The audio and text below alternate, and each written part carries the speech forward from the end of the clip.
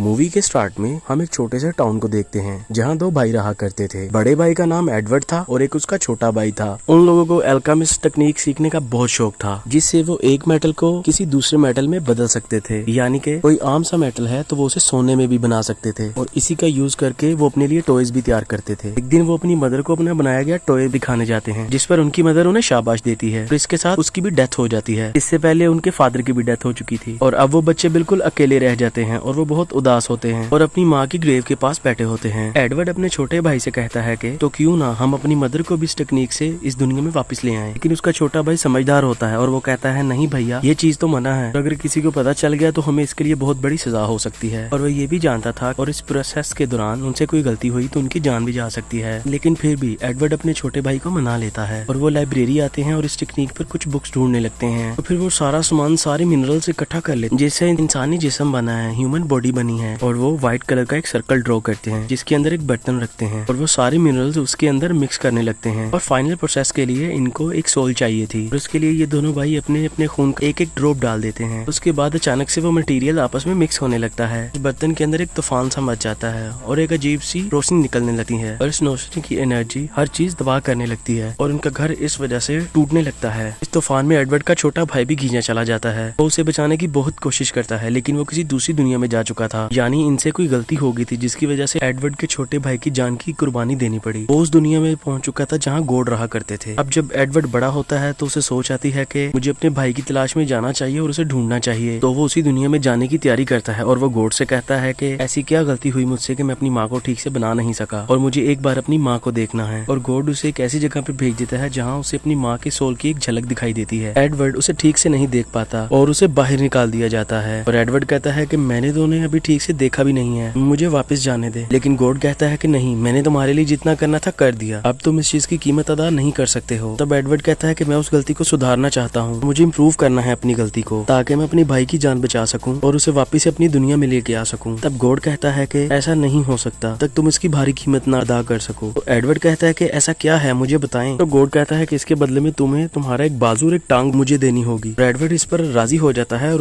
उसके छोटे भाई को उसे लुटा दिया जाता है। लेकिन रियलिटी तो ये थी कि इस दुनिया में सिर्फ एडवर्ड के छोटे भाई की सोल आ सकती थी और इसके बदले में एडवर्ड का एक टांग और एक बाजू भी जा चुकी थी। और जब वो अपने भाई को कहीं आसपास नहीं देख पाता तो उसे बहुत दुख होता है और उसे पेन भी हो रही थी अपने टांग और बाजू में। और वो एक आर्मर लाता है यानी कि शील्ड सूट और उसमें अपने भाई की सोल को डाल देता है और वो अपने भाई से कहता है कि मैं तुम्हारी बॉडी वापस लाऊंगा चाहे कुछ भी हो जाए और तुम परेशान मत होना। और फिर वो एक बहुत बड़ी लाइब्रेरी में अल्केमिस्ट बन जाता है ताकि वो बुक्स पर रिसर्च कर सके और अपनी भी एक बुक लिख सके अल्केमिस्ट टेक्निक पर। तब उसे पता चलता है कि वो अपने भाई की बॉडी को एक ही सूरत में ला सकता है जबकि उसे एक स्टोन मिल जाए। तब वो स्टोन पर रिसर्च करने लग जाता है और उसे पता चलता है कि यहाँ के प्रीस्ट के पास वो स्टोन है। और फिर वो उस लाइब्रेरी से जॉब छोड़ देता है और वो उस प्रीस्ट से वो पत्थर लाने जाता है और वो प्रीस्ट उसे पत्थर नहीं देता बल्कि उस पर मुश्किलें डालता है, उसे मारने की कोशिश करता है क्योंकि वो पत्थर था ही इतना प्रीशियस। वो प्रीस्ट इससे बहुत लड़ता है और हर जगह तबाह कर रहा था और वहाँ के लोगों को मारने की धमकी दे रहा था। और तभी एडवर्ड पत्थर का एक बहुत बड़ा जॉइंट बनाता है उस प्रीस्ट को मारने के लिए। इसी दौरान वहाँ की आर्मी वहाँ पर आ जाती है और दोनों को रोक लेती है और उन्हें अरेस्ट कर लिया जाता है। और तभी वहाँ पर आर्मी का कर्नल भी आता है और वो एडवर्ड को बताता है स्टोन के जैसे कोई भी चीज इस दुनिया में नहीं है और ये प्रीस्ट तुम्हें उल्लू बना रहा था। और वो कर्नल कहता है कि अगर वो स्टोन इस दुनिया में आ भी गया हो तो वो इतना स्ट्रॉन्ग है उसे कुछ भी नहीं होता, ना ही टूटता है और ना ही वो चलता है। वो ये चीज प्रूव करने के लिए उस पत्थर को आग लगा देता है जिससे वो पत्थर जल जाता है और मेल्ट हो जाता है। और एडवर्ड को बहुत दुख होता है कि उसने एक नकली पत्थर के पीछे इतनी एफर्ट की और वो प्रीस्ट पुलिस के हाथों से निकलकर भाग जाता है। और फिर वो उन लोगों के पास जाता है जिन्होंने उसे ये पत्थर दिया था और वो फेक इंसान थे जिन्हें किसी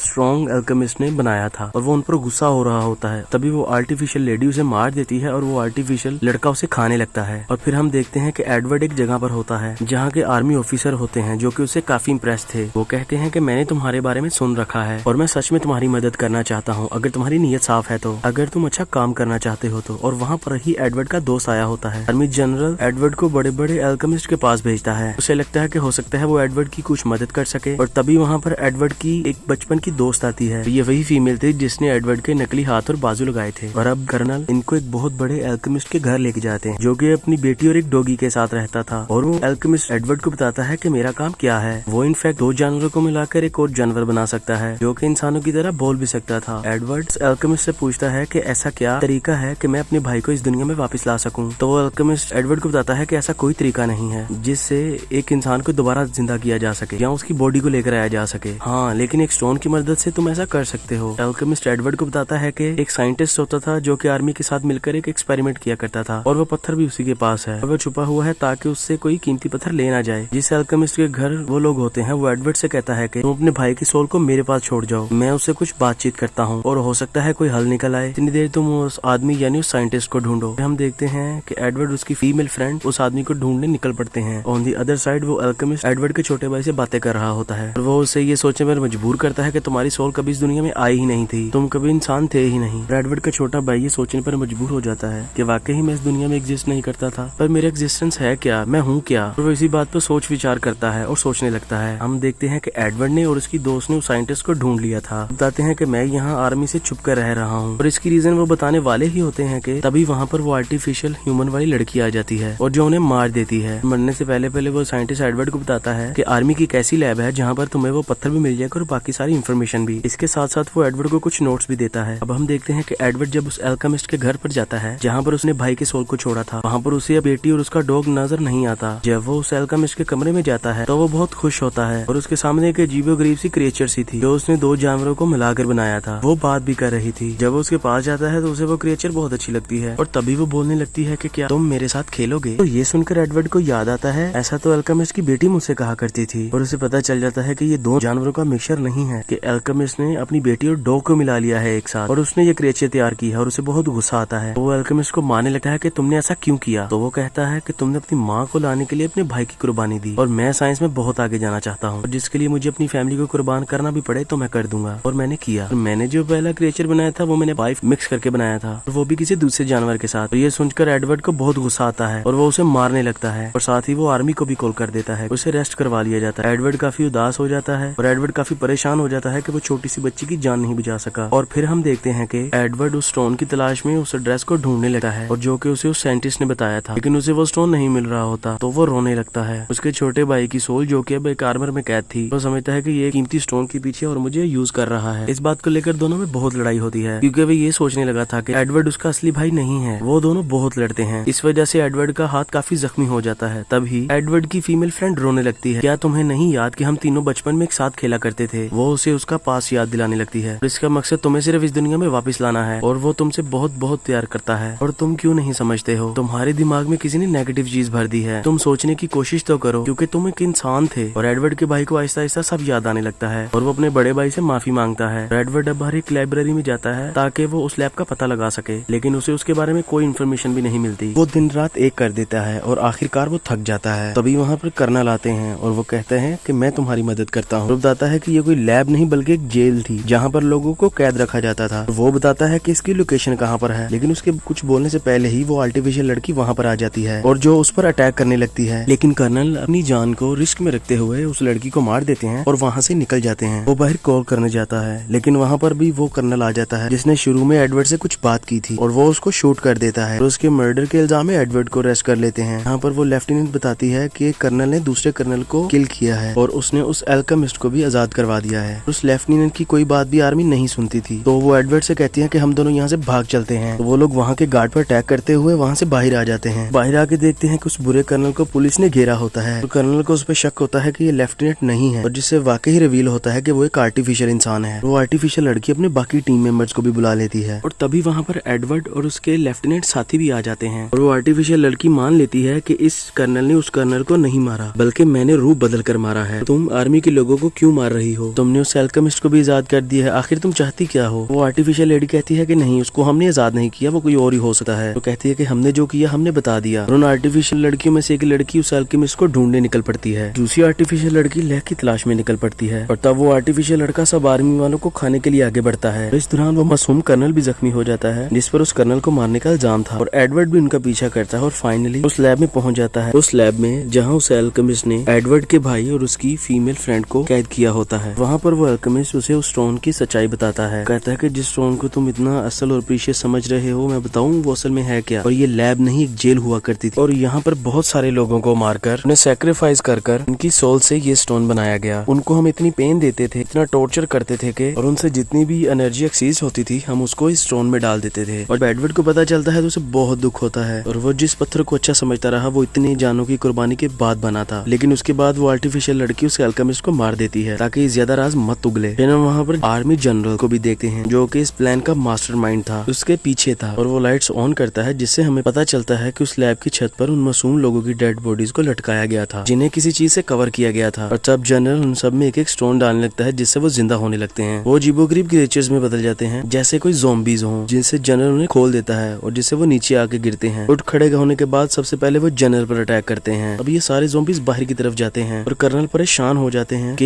ये बाकी लोगों को भी नुकसान पहुंचा सकते हैं। तो वो अपनी आर्मी को ऑर्डर देता है कि जिनमें एडवर्ड और उसके दोस्त भी थे कि इन सब ज़ॉम्बीज को मार गिराओ, और वो सब ऐसा ही करते हैं। और कुछ ही टाइम में वो सारे ज़ॉम्बीज मारे जाते हैं। और उसके बाद एडवर्ड और वो कर्नल उन आर्टिफिशियल लड़कियों को पकड़ने जाते हैं। उनमें से एक आर्टिफिशियल रिवील करती है कि जब हमें बनाया गया तो हमें ये इमोर्टल स्टोन डाल दिया गया, इसीलिए तुम हमें जितनी भी बार मारो हम जिंदा होकर वापस आ सकते हैं। और वो लोग परेशान हो जाते हैं। तभी एडवर्ड कर्नल को बताता है कि तब तक जिंदा रह सकते जब तक ये स्टोन में उतनी पावर मौजूद है जितनी उन सोल्स में थी। वो उन्हें कहता है कि अगर तुम इन पे बार बार अटैक करो तो हो सकता है कि इनकी जान चली जाए और फाइनली ये मर जाएं। और फिर कर्नल को उसकी बात पर फख्र होता है कि ये तो उसने बड़ी अच्छी बात की। तो वो अपनी आग की यूज से उन पर बार बार अटैक करते हैं और उनको जलाने लगते हैं। फाइनली वो आर्टिफिशियल लोग कमजोर होने लगते हैं, उनका जिस्म टूटने लगता है और वो लोग यहाँ पे खत्म हो चुके थे। और कर्नल उनकी बॉडी से वो स्टोन बाहर निकालता है और वो ये एडवर्ड को देता है कि ये लो, अब तुम अपने भाई को बचा सकते हो। एडवर्ड उस पत्थर को लेकर उस दुनिया में जाता है जहाँ पर गॉड और उसका छोटा भाई था। वो पत्थर देखकर अपनी भाई की बॉडी को वहाँ से लेके जाना ही वाला कि तभी उसे ख्याल आता है कि मेरे भाई की जान के बदले में मैं इतने लोगों की जान को कुर्बान कर रहा हूँ। स्टोन में बहुत सारे लोगों की सोल कैद है, इसलिए मैं ये नहीं कर सकता। तब वो अपने भाई को कहता है कि मैं तुम्हारे पास दोबारा जरूर आऊंगा, लेकिन एक बार मुझे ये स्टोन दुनिया में लेकर जाने दो। वो दुनिया में वापस आता है और उस आर्मर शील्ड यानी अपने भाई की सोल के पास जाके कहता है मैं तुम्हारी एक जान की खातिर इन सब लोगों की जान की कुर्बानी नहीं दे सकता, इसीलिए मैं कोई और तरीका निकालूंगा जिससे मैं तुम्हारी बॉडी को वापस ला सकूं। बस तुम्हें कुछ वेट करना होगा। एडवर्ड का भाई भी बहुत अंडरस्टैंडिंग था जो कि इस बात को समझ जाता है। और इसी इमोशनल सीन के साथ ये मूवी एंड हो जाती है। Thank you for watching.